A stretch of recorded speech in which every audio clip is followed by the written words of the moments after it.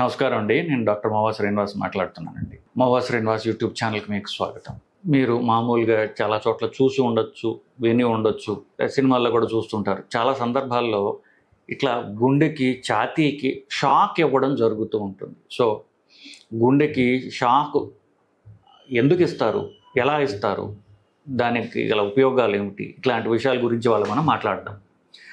So, అది చూడటానికి కొంచెం గగురు పుట్టే విధంగా ఉండొచ్చు, కానీ గుండెకి షాకు కరెక్ట్గా ఇచ్చినట్లయితే, కరెక్ట్ సందర్భాల్లో ఇచ్చినట్లయితే అది ప్రాణాలు తప్పకుండా కాపాడుతుంది.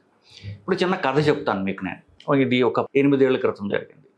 సో, నా పక్కన ఎదురుగుండా రాత్రి 8:30, 9కి ఒక 25 ఏళ్ల కుర్రాడు వచ్చి కూర్చున్నాడు. సో, అతను ముగ్గురు ఫ్రెండ్స్ తీసుకొచ్చాడు. మొత్తం నలుగురు వచ్చి కూర్చున్నారు. అతను కూర్చుంటే ఏమైందా, ఏమిటి ఇలా వచ్చావు అన్న. అతని పేరు చెప్పొచ్చు నేను, నిజానికి సరే పేరు చెప్తే బాగుండకపోవచ్చు. ఒక 25 ఏళ్ళ పొట్టిగా ఉన్న, కొంచెం లావుగా ఉన్నటువంటి కురవాడు. సో అతని ఫ్రెండ్ని అడుగుతున్నాను, ఏమిటి అయ్యాలి తీసుకొచ్చారు, ఏంటి అబ్బాయి కష్టం ఏంటి, ఎందుకు ఇలా వచ్చారు అని అడుగుతున్నాను. అడుగుతుంటే నిన్న దానికి ఒక 24 గంటల ముందు ఇతనికి ఛాతీలో నొప్పి వచ్చిందండి. నొప్పి వచ్చి కాసేపు చెమటలు బట్టి తర్వాత తగ్గిపోయింది. అప్పుడు డ్రింక్ తీసుకుంటున్నాం కదా అని మేము కాస్త అశ్రద్ధ చేసాం. పొద్దున్న బాగానే ఉన్నాడు, ఇప్పటి నుంచి మళ్ళీ నొప్పి అంటున్నాడండి అన్నాడు. అంటుంటే ఏమయ్యా ఏంటి ఇప్పుడు ఎలా ఉన్నావు అని అడుగుతుంటే కీ అని చిన్న శబ్దం వచ్చింది. చూస్తే ఇతను కీ అని అలా నోట్లోంచి అలా చప్పుడు వచ్చింది. ఎందుకు ఊపిరి ఆడట్లేదు కాబట్టి. అతను ఇలా పక్కకి ఒరిగిపోతున్నాడు. పక్కకు ఒరిగిపోతుంటే నేను పట్టుకోండి అన్నాను. చూస్తే వెంటనే ముందుకెళ్ళి చూస్తే అతను స్పృహలో లేడు. సరే అని టక్కుని పక్కకు తీసుకెళ్ళి పక్క రూమ్లో అతన్ని, అక్కడ బెడ్ ఉంటే బెడ్ మీద పడుకోబెట్టి తీసుకురండి కంగారు పెట్టి అందరిని ఈసీజీ చూస్తే అతనికి గుండె 220 సార్లు కొట్టుకుంటుంది. చాలా ఫాస్ట్గా గుండె కొట్టుకుంటుంది. ఈసీజీ తీస్తే నేను చెప్పినట్టుగా వేగం కొట్టుకుంటుంది. టక్కుని ఈకో పక్కనే ఉంది, ఈకో గుండెకి 2D ఈకో తీసి చూసాం. దాంట్లో కూడా అంతే, గుండె చాలా వేగంగా కొట్టుకుంటుంది, ఇర్రెగ్యులర్గా, అస్తవ్యస్తంగా కొట్టుకుంటుంది. సరే షాక్ మెషిన్ పట్టుకొని రండి అన్న. ఈ లోపుగా వాళ్ళు మిషన్ అంటే ఇంకో గదిలో ఉంటుందండి, అది మా వాళ్ళు స్టాఫ్ తీసుకురావడానికి ఒక 2 నిమిషాలు టైం పడుతుంది. ఈ లోపుగా అతనికి ముందు నుంచి నేను సిపిఆర్ చేస్తుంటే ఈ హఠాత్ పరిణామానికి ఫ్రెండ్స్ అందరూ కూడా షాక్ అయిపోయి అతని పేరు పెట్టి గట్టి పిలుస్తున్నారు. రే పిలుస్తున్నారు. పిలుస్తుంటే అతనికి ఏమాత్రం చలనం లేదు. పాపం 25 ఏళ్ళ కుర్రాడు, అతనికి ఏం చలనం లేదు. సో ఈ లోపుగా మా వాళ్ళు షాక్ మెషిన్ తీసుకొచ్చారు, కనెక్ట్ చేశాను, షాక్ చేసి పుట్టికి షాక్ కొట్టి ఛాతీలో మధ్యలో ఒకటి, పక్కన ఒకటి పెడతారు. పక్కన 2 పెట్టి నేను షాక్ ఇచ్చాను. షాక్ ఇస్తే పక్కన ఈ ఫ్రెండ్స్ అందరూ షాక్ అయిపోయినారు కదా, ఒరే ఎటోనావు నరుస్తున్నారు. నేను షాక్ ఇవ్వగానే ఎవరైతే ఆల్మోస్ట్ గుండె ఆగిపోయిన పరిస్థితిలో ఉన్నాడో అతను చెయ్యి ఇట్లా పెట్టి ఇట్లా అన్నాడు. అంటే వాళ్ళందరూ ఆశ్చర్యపోయారు. అంతకుముందు ఎంత షాక్ తిన్నారు, ఇప్పుడు అంతే షాక్ తిన్నారు, ఈసారి ఆనందంతో. సో అతను ఎప్పటికీ, ఇది జరిగి 8 ఏళ్ళు అయింది, ఇప్పటికీ ఎంత అంటే ఒక బిలాంగింగ్ తోటి, ఎంతో ప్రేమగా నమ్మకంతో నాకు ఫోన్ చేస్తాడంటే, ఒక్కొక్కసారి అంటే ఒక రకంగా నేను అతనికి ఫ్యామిలీ మెంబర్ని అయిపోయాను. రాత్రి నవ్వొస్తుంది, రాత్రి తాగేసి 1 గంటకి ఫోన్ చేస్తాడు. సార్ ఎటా ఉన్నారు, బాగున్నారా ఇటా అంటుంటాడు. అంటే అంత గౌరవం అనమాట. ఎందుకు అతనికే కాదు, అతని చుట్టుపక్కల అందరూ ఫ్రెండ్స్ అందరూ చూశారు. పూర్తిగా జీవం లేకుండా లైఫ్లెస్గా పడి ఉన్నాడు. ఒక్క షాక్ ఇవ్వడంతో లేచి కూర్చున్నాడు. అఫ్కోర్స్ అప్పుడు ఈసీజీ తీస్తే అతనికి హార్ట్ అటాక్ వచ్చినట్టుగా ఈసీజీ తేలింది. వెంటనే ఎమర్జెన్సీలో హాస్పిటల్ షిఫ్ట్ చేసేసి యాంజియోప్లాస్టీ చేశాను. ఇది జరిగి 8 ఏళ్ళు అయింది. ఇప్పటికి చక్కగా ఉన్నాడు, జిమ్కి వెళ్తున్నాడు, అన్ని పనులు చేసుకుంటున్నాడు, ఆనందంగా ఉన్నాడు. అప్పుడప్పుడు వస్తుంటాడు, పలకరిస్తుంటాడు, పరీక్షలు చేస్తూ ఉంటాడు. సో అతనికి ఏ ప్రాబ్లం, ఏ డాక్టర్ దగ్గరికి వెళ్ళినా కాదు మా డాక్టర్ చెప్తాను చేయించుకుంటా అంటాడు. అక్కడి నుంచి నాకు ఫోన్లు చేస్తుంటాడు, మా డాక్టర్ ఉన్నాడు మాట్లాడు అంటుంటాడు. సరే ఇవన్నీ మాకు నడిచేవి బేసికలీ. అంటే ఒక షాకు 25 ఏళ్ళ కుర్రవాడి ప్రాణం కాపాడింది. సో దాని సంగతి చెప్తున్నాను ఇప్పుడు. సో ఇందాక చెప్పాను మాటల్లో, గుండె వేగంగా ఇర్రెగ్యులర్గా కొట్టుకున్నప్పుడు షాక్ ఇస్తాము అని చెప్పేసి. సో అది కథ. నేను ఎంబీబీఎస్ చేసే రోజుల్లో, కొంతవరకు ఎండి జనరల్ మెడిసిన్ చదివే రోజుల్లో కూడా తెలియక చాలాసార్లు ఎమర్జెన్సీ డిపార్ట్మెంట్లో గుండె ఆగిపోతున్నప్పుడు, గుండె తక్కువ కొట్టుకుంటున్నప్పుడు కూడా షాకులు ఇవ్వడం జరుగుతుంటుంది ఎమర్జెన్సీ డిపార్ట్మెంట్లో. ఒకవేళ ఎవరన్నా మెడికల్ డిపార్ట్మెంట్లో వాళ్ళు ఆ బ్యాక్గ్రౌండ్ ఉన్న వాళ్ళు వింటే వినండి, గుండె తక్కువ కొట్టుకుంటే ఇచ్చేది షాక్ కాదు, అప్పుడు షాక్ పని చెయ్యదు, అప్పుడు మీరు సిపిఆర్ మాత్రమే చెయ్యాలి. గుండె వేగంగా కొట్టుకుంటూ ఎస్పెషల్లీ గుండె వేగం పెరిగి బీపీ తగ్గిపోతుంటే అప్పుడు మీరు గుండెకి షాక్ ఇవ్వాలి.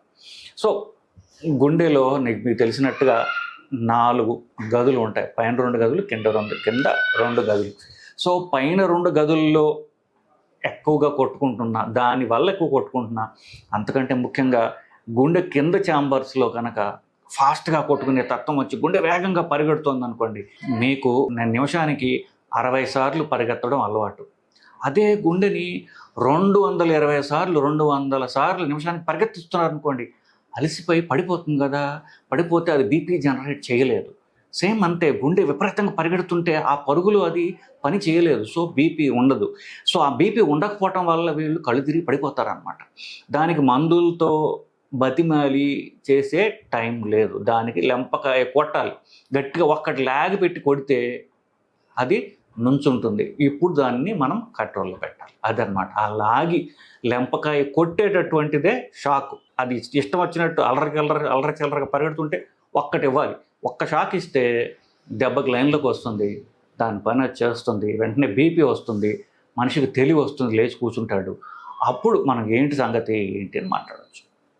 సో ఇది ఈ షాక్ ఇవ్వడం అనేది మన ఇంట్లో ఉన్నటువంటి షాక్ దానిలో వేలు పెట్టడం లాగా కొన్ని సినిమాల్లో చూస్తుంటాం. ఇన్ఫ్యాక్ట్ టామ్ క్రూజ్ ఒక సినిమాలో, మిషన్ ఇంపాసిబుల్ అనే సినిమాల్లో చేశాడు. ఆయన నోట్లో నాలుగు కరుచుకోకుండా ఏదో పెట్టుకుని వేలు తీసుకెళ్ళి కరెంట్ దానిలో పెడతాడు, షాక్ వస్తుంది, అప్పుడు అతను లేచి కూర్చుంటాడు. అలా చూపించాడు, కానీ అలా జరగదు. ఎందువల్లంటే మనకి షాక్ ఇవ్వడానికి వేరే మిషన్ ఉంటుంది.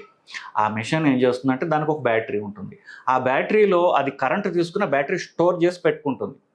ఆ స్టోర్ చేసి పెట్టుకున్నటువంటి బ్యాటరీ నుంచి మనం గుండెకి మనం అనుకున్నంత మోతాదులో ఎంత ఇవ్వాలని 50, దాన్ని జోల్స్ అంటారు. Jewels, JAULES. 50 పవర్ ఇద్దామా, 100 ఇద్దామా, 200 ఇద్దామా, 300 ఇద్దామా, ఇట్లా అవి మనం ఇచ్చుకుంటూ పోవచ్చు. సో యూజువలీ గుండె కింద ఛాంబర్స్ నుంచి కనుక వేగంగా కొట్టుకుంటారు, దాన్ని వెంట్రిక్యులర్ టాకికార్డియా అంటారు. ఇది చాలా తీవ్రమైనటువంటి సమస్య. దీనివల్ల ఇమ్మీడియట్గా ఎక్కడొక్కడ కొలాప్స్ అయిపోతారు. ఒక్క 5 నిమిషాల్లో గనక మనం షాక్ ఇవ్వకపోతే ప్రాణాలు పోతాయి, సమస్య లేదు దీంట్లో. సో అట్లాంటప్పుడు 200 జోల్స్ ఇస్తారు. కాదు గుండె పై ఛాంబర్స్ నుంచి ఎక్కువ కొట్టుకుంటుంది అనుకుంటున్నప్పుడు 50 జోల్స్ 100 జోల్స్ ఇస్తే సెట్ అవుతుంది. ఇట్లా నాకు ఇంకొక ఎగ్జాంపుల్, మాకు బాగా కావాల్సిన ఆవిడ ఒక ఆవిడ ఇలాగ వేగంగా కొట్టుకుంటూ ఉంటుంది. ఆవిడకి ఒక 4 రోజుల పాటు అలాగ ఉంది, నా దగ్గరకు వచ్చింది. ఈసీజీ చూసి మీకు షాక్ ఇవ్వాలి, నాకు షాక్ ఇవ్వాలి అంటే, షాక్ అంటే చాలా తీవ్రమైనదే కదా, వీళ్ళు షాక్ అవుతారు, మెంటల్ షాక్ అవుతారు. కాదమ్మా ఇది చాలా సింపుల్ అని చెప్పేసి ఐసీయూలో పడుకోబెట్టి చిన్న మొత్తం మంది ఇంజక్షన్ ఇచ్చి 50 జోలు షాక్ ఇస్తే చక్కగా లేచి కూర్చుంది. ఆ గుండె దడపోయింది, బీపీ ఇంప్రూవ్ అయింది, సెట్ అయిపోయింది బండి. సో ఇట్లాంటిది అనమాట. సో ఇవ్వడానికి చెప్పినట్టుగా ఒక రకమైనటువంటి మెషిన్ ఉంటుంది. ఆ మెషిన్లో బ్యాటరీలు స్టోర్ చేసి పెట్టుకుంటూ ఎనర్జీ స్టోర్ చేస్తుంది. దానిలోంచి ఎంత కావాలో అంతే మోతాదులో షాక్ ఇస్తాం. గుండెకి అటు ఇటుగా ప్యాడిల్స్ పెట్టి షాక్ ఇస్తారు. గుండె ఎడం పక్కన ఉంటుంది కాబట్టి గుండె మధ్యలో కానీ కుడి పక్కన కానీ ఒకటి పెట్టి, గుండెకి కింద భాగంలో ఇంకొక ప్యాడిల్ పెట్టి 2 పెట్టి ఇట్లా షాక్ ఇస్తే ఈ రెండింటి మధ్యన కరెంటు ప్రసారిస్తుంది. ఆ కరెంటు ప్రసరించే మధ్యలో గుండె ఉంటుంది అన్నమాట. సో గుండెకి అటు ఇటుగా పెట్టి షాక్ కొడితే ఈ రెండింటి మధ్యన కరెంటు గుండె ద్వారా పాస్ అవుతుంది. కాబట్టి గుండెలో ఉన్నటువంటి అబ్నార్మల్ రిథమ్స్ అన్ని కూడా దెబ్బకి సెట్ అయిపోతాయి. సో ఎవరన్నా అపస్మారక స్థితిలో ఉన్నప్పుడు షాక్ ఇచ్చి ఇది ఒక ప్రోటోకాల్ ఉంటుంది. ఏమిటి, ముందు సిపిఆర్ చేస్తూ మన ఆ మిషన్ తెచ్చే లోపల గుండెని పని చేస్తుంటా, గుండె నొక్కుతూ ఉంటే గుండెలో ఉన్న కొద్దిపాటి రక్తం మెదడుకి వెళ్తూ ఉంటుంది. మెదడుకి రక్త ప్రసరణ మెయింటైన్ చేయకపోతే వాళ్ళకి అపస్మారక స్థితి, కోమలకు పోతారు వాళ్ళు. సో ముందు సిపిఆర్ చేస్తూ ఈలోపు గుండెకి అరేంజ్ చేసుకుని మిషన్ గుండెకి షాక్ ఇచ్చి మళ్ళీ వెంటనే కాసేపు సిపిఆర్ చేసి చూస్తాం, నాడి చూస్తాం.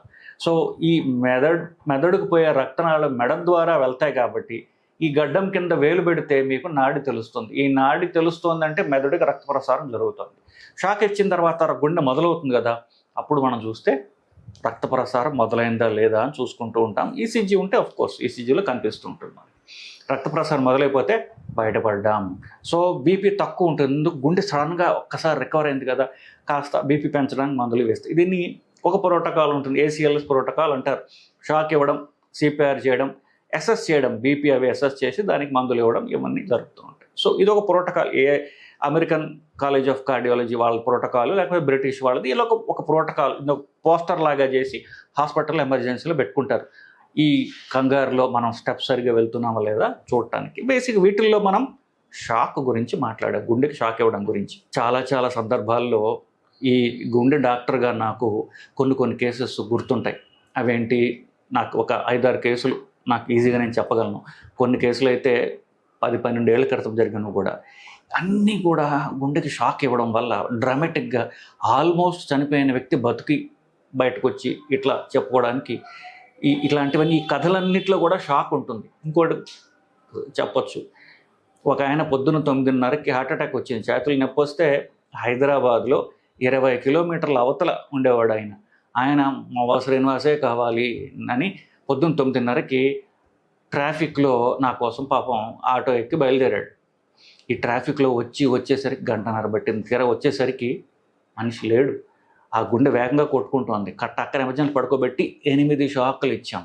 ఇంకా లాస్ట్ది చూద్దాం, 8 షాకులు ఇస్తే ఆయన బతికిన తర్వాత అఫ్కోర్స్ స్టెంట్ అవి వేసాం. 8 షాకులు ఇచ్చిన తర్వాత ఆయన ఆల్మోస్ట్ 10-12 ఏళ్ళు తర్వాత జీవించాడు.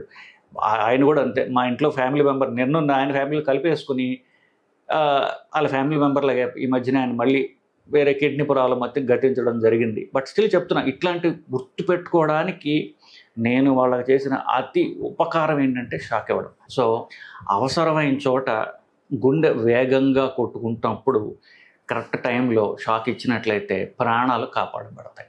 సో షాక్ అంటే ఏమిటి, ఇవన్నీ కూడా చెప్పుకొచ్చాను. ఆఫ్కోర్స్ మంచి ఉన్నట్టే కొద్దిగా చెడు ఉండొచ్చు. ఏమిటి, షాకు ఇచ్చేటప్పుడు జెల్ పుయ్యాలి. ఒక రకమైనటువంటి జెల్ లాంటి పదార్థం వీటి మీద పోసి ఇట్లా పెడతాం. ఒకసారి ఎక్కువ ఇవ్వాల్సి వచ్చిన డాక్టర్లు కంగారులో ఉన్న జెల్ పుయ్యకపోతే ఇక్కడ చర్మం కొంచెం కాలుతుంది. ఆ మంట కొంచెం తర్వాత కొంతకాలం ఉండొచ్చు. ఇది తప్ప సీరియస్ ప్రాబ్లమ్స్ ఉండవు. షాకు వల్ల ఎక్కువైపోవడం, దానివల్ల గుండెకి నష్టం జరగడం అంటూ జరగదు. ఎందుకంటే మనం ఇచ్చేది ఒక పరిమిత మోతాదులో షాక్ ఇస్తాం కాబట్టి దీనివల్ల తీవ్రమైన పరిణామాలు ఉండవు. గుండె ఆగిపోవడాలు జరగవు. ఆగిపోయిన గుండెని బతికించడానికి ఇస్తాం. సో ఆగిపోయిన గుండె అంటే వేగంగా కొట్టుకునే గుండెని, స్లో అయిన గుండెకి పనిచేయదు. ఇంతకుముందు ఆల్రెడీ చెప్పాను. సో ఒకటి, చర్మం మీద కొంచెం బర్నింగ్ లాగా ఉండొచ్చు ఆ జెల్ సరిగ్గా లేకపోతే తప్ప సీరియస్ ప్రాబ్లమ్స్ అంటూ ఈ షాక్ వల్ల ఉండవు. ఎందుకంటే అది ఒక్కసారి అలా కొట్టంగానే గుండె మేల్కుంటుంది. సో వెంటనే గుండె తన పని దాన్ని చేసుకుంటుంది. దీనివల్ల తీవ్రమైన దుష్పరిణామాలు అంటూ ఉండవు. సో దాని గురించి అనవసరమైనటువంటి అమాయకపు భయాందోళనలు పెట్టుకోవాల్సినటువంటి అవసరం లేదండి. సో ఇదండి, గుండెకి షాక్ ఎప్పుడు ఇస్తారు, ఎలా ఇస్తారు, ఎందుకు ఇస్తారు, దానివల్ల ఏమన్నా మనకి దుష్పరిణామాలు ఉన్నాయనేటటువంటి అంశాన్ని ఇవాళ మనం మాట్లాడాం. Hope you find this video interesting. ఒకవేళ నచ్చినట్లయితే వీడియోని లైక్ చేయండి, మీ ఫ్రెండ్స్తో షేర్ చేసుకోండి. మావా శ్రీనివాస్ యూట్యూబ్ ఛానల్కి మీరు సబ్స్క్రైబ్ చేసుకోండి. నమస్కారం అండి.